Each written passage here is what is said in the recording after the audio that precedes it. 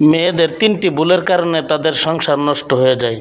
যেসব মেয়েদের মধ্যে 3টি আলামত পাওয়া যাবে, ওইসব মেয়েদের সংসার নষ্ট হয়ে যাবে।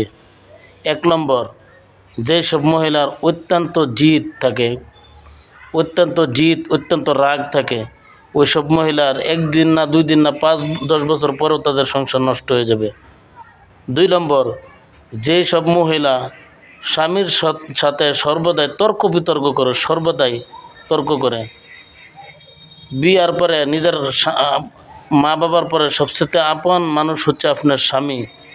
আপনার স্বামীর সাথে আপনি সর্বদাই ভালো ব্যবহার করেন।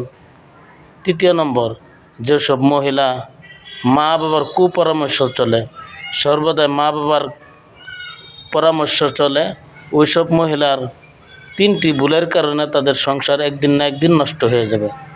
ভিডিওটি সবার কাছে শেয়ার করে দেন।